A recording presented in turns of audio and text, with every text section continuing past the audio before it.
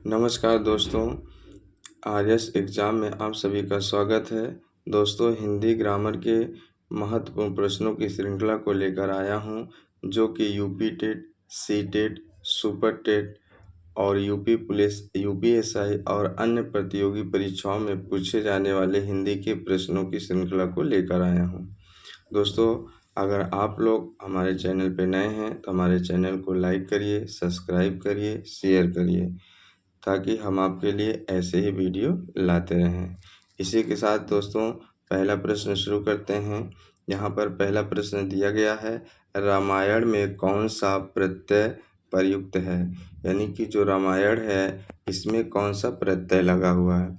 दोस्तों, जो प्रत्यय होता है शब्द के अंत में लगने वाला जो होता है वो हमारा प्रत्यय होता है, और उपसर्ग जो होता है शब्द के किसी शब्द के पहले लग जाने से उसके अर्थ को बदल देता, वो उपसर्ग होता है। ठीक है दोस्त, तो यहाँ पर दिया गया ऑप्शन ए यण, ऑप्शन बी यण, ऑप्शन सी आयन, ऑप्शन डी आयन। ठीक है, तो यहाँ पर इसका जो सही हो जाएगा आंसर ऑप्शन सी होगा दोस्तों। आयन जो होगा रामायण में प्रत्यय लगेगा। ठीक है दोस्तों, अगला क्वेश्चन देखते हैं।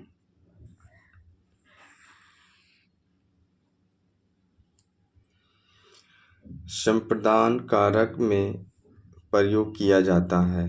जो संप्रदान कारक है उसका प्रयोग किया जाता है। ऑप्शन दिया गया है के हित, के निमित्त, के वास्ते, उपयुक्त सभी। दोस्तों, यहाँ पर आप देखिए, अगर हिंदी में कारक की संख्या पूछे तो हिंदी में कारक की संख्या कितनी होती है? 8 होती है। और जो है यहाँ पर दिया गया है कि जो संप्रदान कारक होता है उसमें के हित के लिए भी यूज होता है, के निमित्त के लिए भी यूज होता है और के वास्ते के लिए भी प्रयोग होता है। इसलिए इसका ऑप्शन डी आपका सही हो जाएगा। अगला क्वेश्चन देखते हैं। अगला क्वेश्चन दिया है दोस्तों, पपीता और पाव रोटी शब्द हैं। ठीक है, यहाँ पर आपको शब्द देखिए, जो शब्द होते हैं आपके तत्सम होते हैं, तद्भव होते हैं, देशज होते हैं, विदेशज होते हैं। ठीक है, और यहाँ पर दिया गया है कि एक कौन सा शब्द है, मतलब पुर्तगाली है कि तुर्की है, फारसी है, चीनी है। तो इसका जो सही आंसर हो जाएगा क्वेश्चन नंबर 3 का ऑप्शन ए सही हो जाएगा, पुर्तगाली। ठीक है, पपीता और पाव रोटी में पुर्तगाली शब्द है। अगला क्वेश्चन, क्वेश्चन नंबर 4 दिया गया है, हाँ, जी हाँ, अच्छा इत्यादि कैसा विस्मयदिबोधक आव्यय है? यहाँ पर दिया गया है, देखिए विस्मयदिबोधक आव्यय कैसा है इसमें। तो यहाँ पर ऑप्शन दिया गया है हर्षबोधक, ऑप्शन बी स्वीकार बोधक, ऑप्शन सी संबोधन बोधक, ऑप्शन डी शोक बोधक। तो जो क्वेश्चन नंबर 4 है दोस्त, इसका जो सही ऑप्शन होगा आंसर ऑप्शन बी हो जाएगा, स्वीकार बोधक। यानी कि जैसे कोई काम किसी को कह रहे हैं कि बेटा तुम ये काम कर लेना, कहेगा अच्छा जी, हाँ जी, कर लेंगे, यानी कि वो स्वीकार कर रहा है। इसलिए यहाँ पर कैसा जो है हो जाएगा, स्वीकार बोधक, आप विस्मय बोधक हो जाएगा। अगला क्वेश्चन देखें। क्वेश्चन नंबर 5 दिया गया है, उसने लिखा नहीं, उससे लिखा नहीं जाता वाक्य में कौन सा वाक्य है? ठीक है ना, यहाँ पर आपको उससे लिखा नहीं जाता वाक्य में आपको वाच्य बताना है, कौन सा वाच्य है। यहाँ पर ऑप्शन ए दिया गया है कर्तवाच्य, ऑप्शन बी कर्मवाच्य, ऑप्शन सी भाववाच्य, ऑप्शन डी अन्यवाच्य। तो इसका जो सही आंसर हो जाएगा आपका ऑप्शन सी हो जाएगा, भाववाच्य। भाववाच्य यानी कि यहाँ पर भाव व्यक्त हो रहा है कि उससे लिखा नहीं जाता, यानी कि भाव की व्याख्या हो रही, इसलिए जो है किससे लिखा नहीं जाता, उससे लिखा नहीं जाता। यहाँ पर आ जाएगा आपका भाववाच्य। अगला देखिए,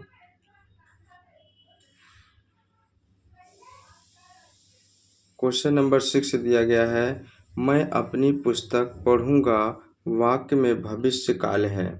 यहाँ पर दिया गया है, मैं अपनी पुस्तक पढ़ूंगा वाक्य में भविष्य काल है, कैसा? संभाव्य भविष्य काल, ऑप्शन बी सामान्य भविष्य काल, ऑप्शन सी हेतु हेतु मद भविष्य, इनमें से कोई नहीं। यहाँ पर दोस्तों देखिए, मैं अपनी पुस्तक पढ़ूंगा, यहाँ पर जो है बात किया जा रहा है, तो इसका जो सही होगा ये सामान्य भविष्य हो जाएगा, समान भविष्य काल हो जाएगा। ठीक है, ऑप्शन बी इसका सही हो जाएगा। अगला क्वेश्चन देखते हैं। यहाँ पर दिया गया है क्वेश्चन नंबर 7, इनमें से कौन सा पर्यायवाची जोड़ा गलत है। यहाँ पर दोस्तों दिया गया है पर्यायवाची एक दूसरे से कौन सा मतलब जोड़ा गलत है बताना है। ठीक है, यहाँ पर ऑप्शन ए दिया गया आम, रसाल, रक्त, लोहित,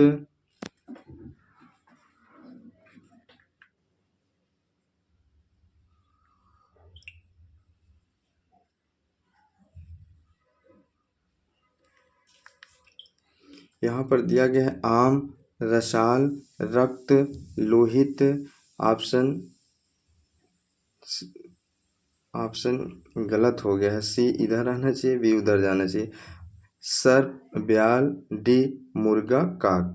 तो क्वेश्चन नंबर 7 का जो सही आंसर हो जाएगा यहाँ मुर्गा और काक। ठीक है ना, इसका जोड़ा जो है गलत है, मुर्गा और काक। काक मीन्स कौवा होता है और मुर्गा और काक का जो है जोड़ा गलत है। बाकी आम को रसाल भी कहते हैं, रक्त को लोहित भी कहते हैं, सर्प को ब्याल भी कहते हैं, लेकिन जो ऑप्शन डी है ये दोस्तों गलत है।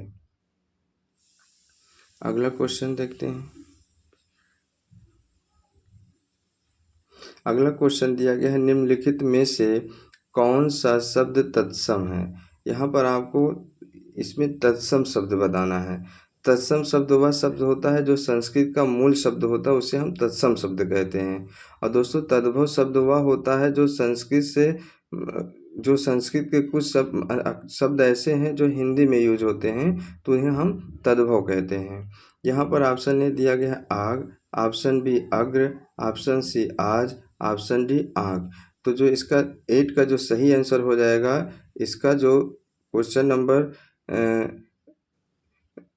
8 का जो है आपका ऑप्शन ए अग्र हो जाएगा। मतलब जो है 8 टाइप करने में दोस्तों गलत हो गया है, अग्र को पहले होना चाहिए था, आग को बाद में। तो यहाँ पर जो आग का तत्सम शब्द हो जाएगा अग्र हो जाएगा दोस्तों, ये अग्र इसका सही है।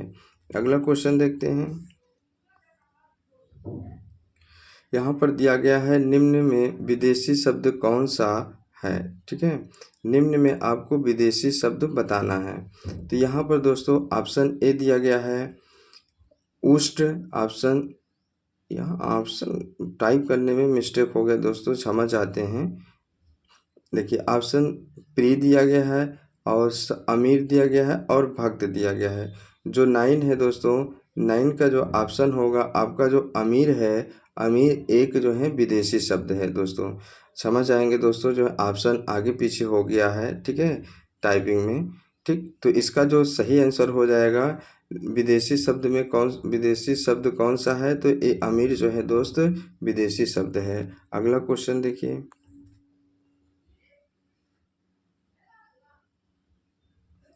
अगला क्वेश्चन दिया गया है राज्यपाल में कौन सी संज्ञा है। ठीक है, तो यहाँ राज्यपाल में आपको कौन सी संज्ञा बताना है। देखिए संज्ञा जो होती हैं 5 होती हैं, व्यक्तिवाचक संज्ञा, समूहवाचक संज्ञा, जातिवाचक संज्ञा, भाववाचक संज्ञा और पदार्थवाचक संज्ञा। तो संज्ञाएं जो होती हैं 5 प्रकार की होती हैं, लेकिन जो राज्यपाल है दोस्तों, तो राज्यपाल की जो संज्ञा हो जाएगी, इसका जो सही आंसर हो जाएगा आपका राज्यपाल जातिवाचक संज्ञा हो जाएगा। कैसा हो जाएगा, जातिवाचक संज्ञा हो जाएगा राज्यपाल। यहाँ पर भी ऑप्शन में मिस्टेक हुआ है, इसके लिए हम क्षमा चाहते हैं, लेकिन जो है आपका आंसर जो सही हो जाएगा राज्यपाल में, ये जातिवाचक संज्ञा है। देखिए दोस्तों, जो जातिवाचक यानी राज्यपाल जो है जाति को बताता है। मतलब जैसे कि अगर जैसे मोहन जो है राज्यपाल बन गया, ठीक है ना, और सोहन भी बन गया, तो मोहन और सोहन दोनों अगर राज्यपाल बने किसी न किसी राज्य के जो हैं, तो यहाँ पर जो हैं तो इनको भी राज्यपाल कहेंगे, इनको भी राज्यपाल कहेंगे, तो दोनों की जो है जाति का बोध करा रहा है। ठीक है ना, तो यहाँ पर राज्यपाल जो होगा वो जातिवाचक होगा। अगला क्वेश्चन देखते हैं। क्वेश्चन नंबर 11 दिया गया है,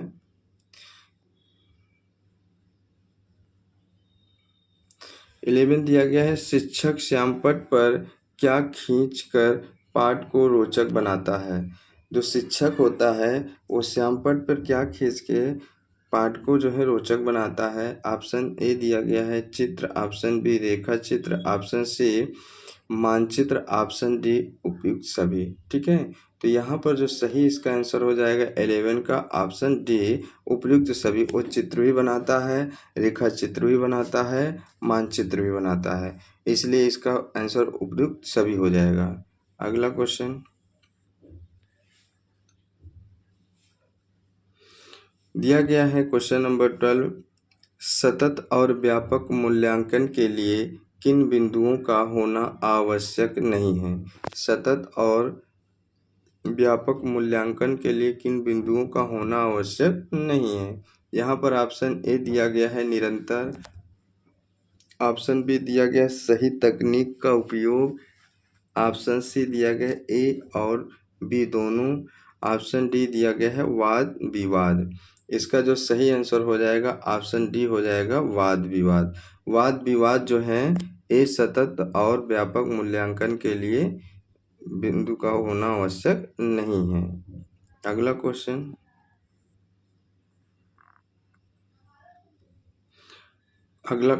नंबर 13 दिया गया है, गोदान उपन्यास किस रचनाकार द्वारा रचित है। दोस्तों जो गोदान है ये आपको बताना है किसके द्वारा रचित है। Option A Prasad, option C Pant, option B Nirala, option D Premchand. दोस्तों यहाँ पर फिर ऑप्शन में जो है आगे पीछे ए बी सी कर दिया गया है, इसके लिए क्षमा चाहते हैं। दोस्तों यहाँ पर जो गोदान है, गोदान जो है मुंशी प्रेमचंद द्वारा जो है लिखा गया एक उपन्यास है। ठीक है, और ए इसका जो सही आंसर हो जाएगा ऑप्शन डी हो जाएगा।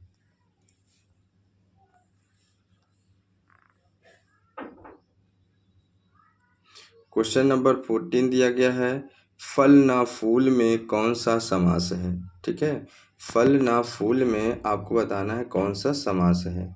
देखिए दोस्तों यहाँ पर ऑप्शन ए दिया है कर्मधारय समास, ऑप्शन बी दिया गया है तत्पुरुष समास, ऑप्शन सी दिया गया है अविभाव समास। ठीक है ना, और ऑप्शन डी दिया गया है द्वंद्व समास। दोस्तों अगर हिंदी में समास की संख्या पूछे आपसे तो आपको बताना है 6। ठीक है ना, हिंदी में समासों की संख्या 6 है। जहाँ पर दोस्तों योजक चिन्ह, ये योजक लगा हो शब्द में या और का प्रयोग हो, ठीक है, तो वहाँ पर आप जो है तुरंत पहचान लेना है, वहाँ पर आपको द्वंद्व समास हो जाएगा। क्या हो जाएगा? द्वंद्व समास।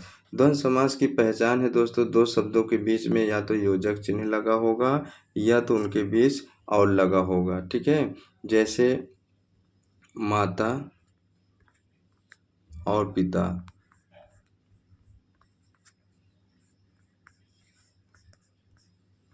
जैसे माता और पिता लिखा जाता है तो यहाँ बीच में जो है और लग गया, तो इसलिए जो है दोस्तों यहाँ पर द्वंद्व समास हो जाएगा। ठीक है, अगला क्वेश्चन देखते हैं। प्रयाग में किस उपसर्ग का प्रयोग है। यहाँ पर जो प्रयाग है, प्रयाग में आपको बताना है किस उपसर्ग का प्रयोग किया गया है। ठीक है दोस्तों, आप हम क्या कर लेंगे, प्र प्लस याग, ठीक है ना, इसका संधि कर लेंगे तो यहाँ पर जो इसका जो है प्रा क्या हो जाएगा, इसमें उपसर्ग है। देखो उपसर्ग क्या होता है दोस्तों, किसी शब्द के पहले लगने से उस शब्द का अर्थ बदल जाता है, तो वही क्या होता है उपसर्ग। तो यहाँ पर प्रयाग में उपसर्ग क्या लगा है, प्रा लगा है। ऑप्शन ए इसका सही होगा। दोस्तों आप हमारे चैनल पर अगर नए हैं तो हमारे चैनल को लाइक, सब्सक्राइब और शेयर ज़रूर करिएगा। दोस्तों बस हम आपसे इतना ही चाहते हैं कि आप हमारे चैनल को सब्सक्राइब करिए, लाइक करिए, शेयर करिए। अगला क्वेश्चन दोस्तों, क्वेश्चन नंबर 16 दिया गया है, कुख्यात शब्द का विलोम होगा। अब देखिए यहाँ पर कुख्यात शब्द का जो विलोम होगा, ऑप्शन ए दिया गया है प्रख्यात, ऑप्शन बी विख्यात, ऑप्शन सी सुख्यात, ऑप्शन डी उक्त सभी। जो 16 का जो सही आंसर हो जाएगा ऑप्शन बी हो जाएगा, कुख्यात का जो विलोम शब्द होगा विख्यात होगा। अगला क्वेश्चन,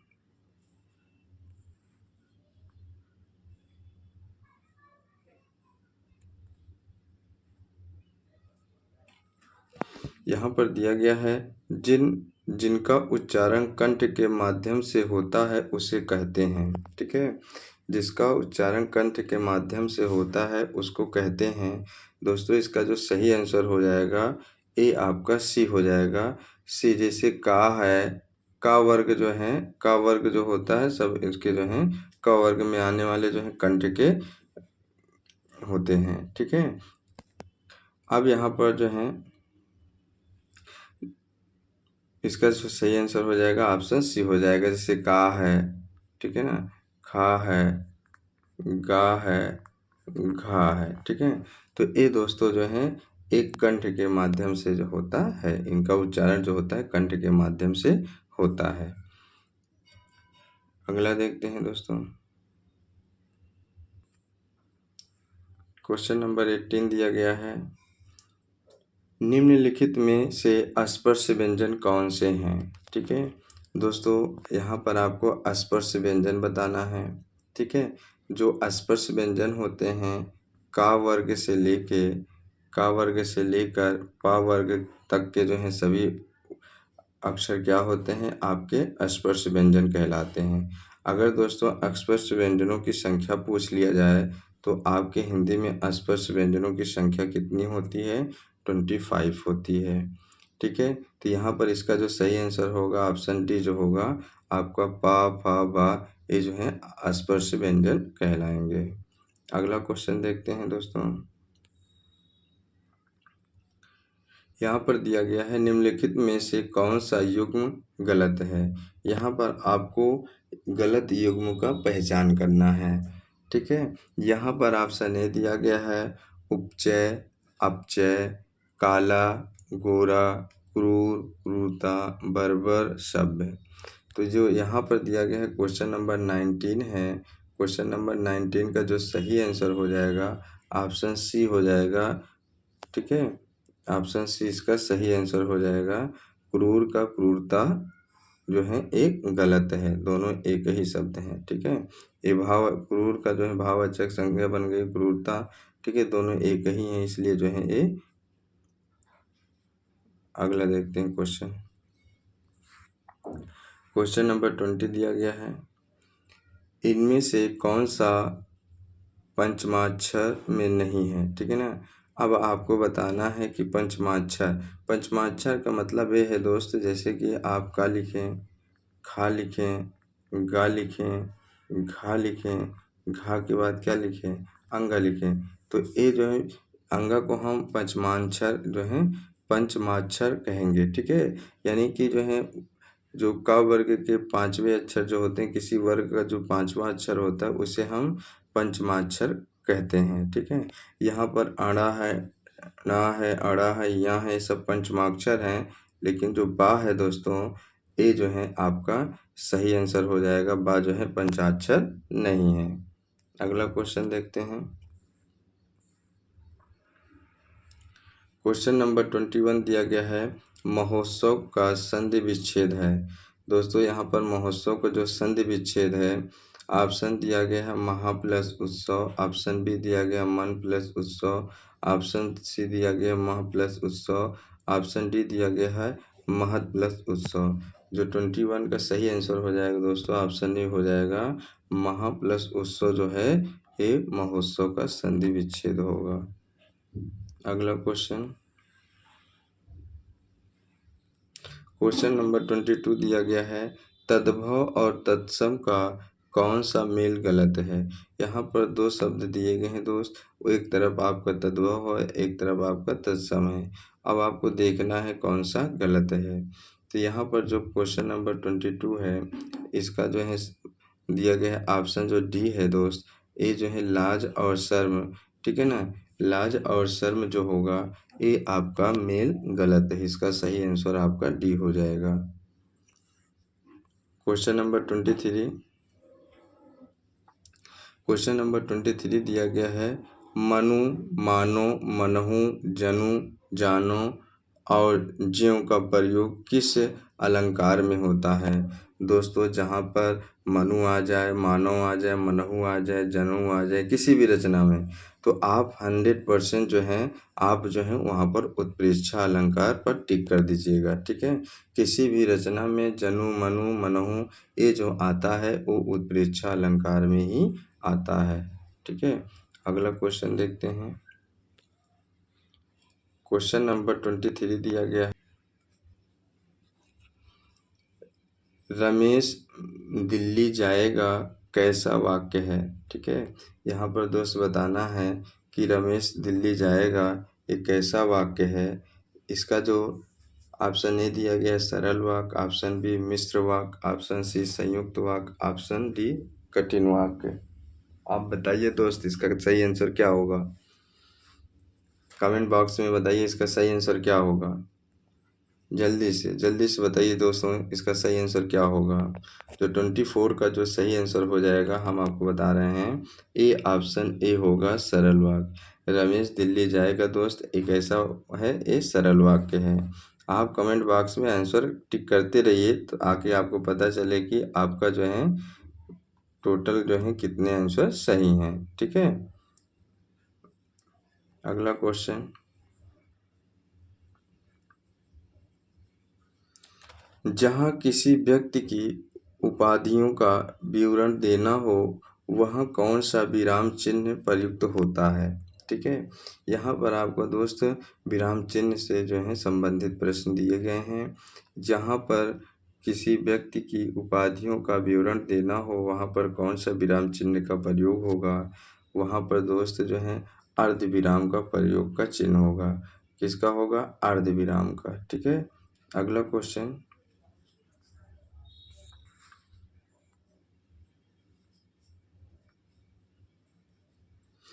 दिया गया है व्याकरण की दृष्टि से कौन सा शब्द अशुद्ध है। अब आपको बताना है व्याकरण की दृष्टि से कौन सा अशुद्ध है। यहाँ पर ऑप्शन ए शहरी, ऑप्शन बी वापस और ऑप्शन सी जो है भंडार दिया गया है, ऑप्शन डी जो दिया गया है रचयिता।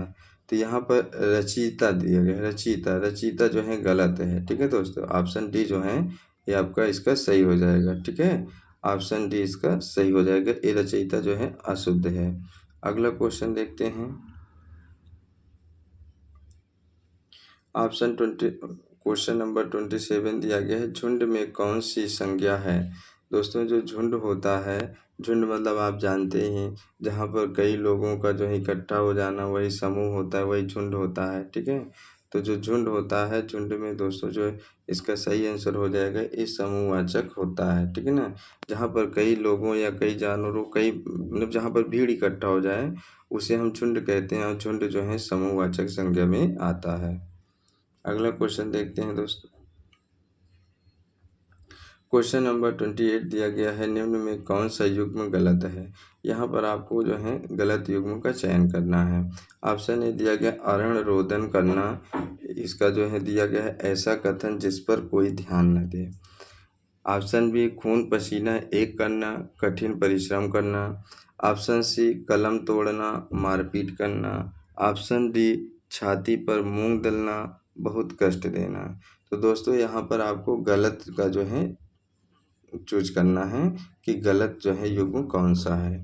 यहाँ पर 28 का जो सही आंसर हो जाएगा आपका सी हो जाएगा, कलम तोड़ना, मारपीट करना। ठीक है ना, ये जो है गलत ऑप्शन दिया गया है।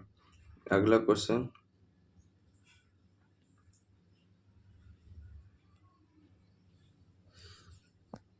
क्वेश्चन नंबर 29 दिया गया है, इनमें से कौन सा शब्द पुल्लिंग है। यहाँ पर आपको पुल्लिंग शब्द की पहचान बतानी है। ऑप्शन ए समाज, ऑप्शन बी मंडल, ऑप्शन सी वन, ऑप्शन डी उक्त सभी। तो यहाँ पर जो दोस्त इसका जो सही आंसर हो जाएगा ऑप्शन जो है डी हो जाएगा। ठीक है ना, सभी क्या हैं आपके, ये सभी शब्द पुल्लिंग है। ठीक है ना, सभी शब्द क्या हैं, पुल्लिंग है। अगला क्वेश्चन देखते हैं,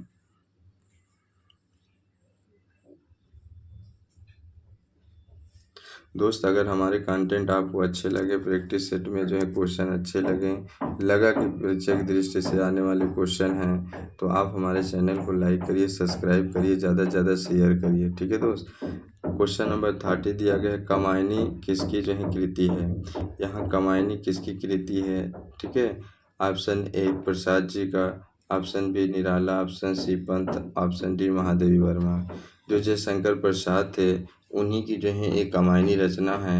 कमायनी एक महाकाव्य है दोस्त, कमायनी क्या है, एक महाकाव्य है, ठीक है। ये जयशंकर प्रसाद जी की जो है एक कृति है कमायनी, ठीक है दोस्तों। इसी के साथ सेशन समाप्त होता है। दोस्तों आप कमेंट बॉक्स में लिखिएगा कि आपके 30 में से कितने आंसर सही हुए।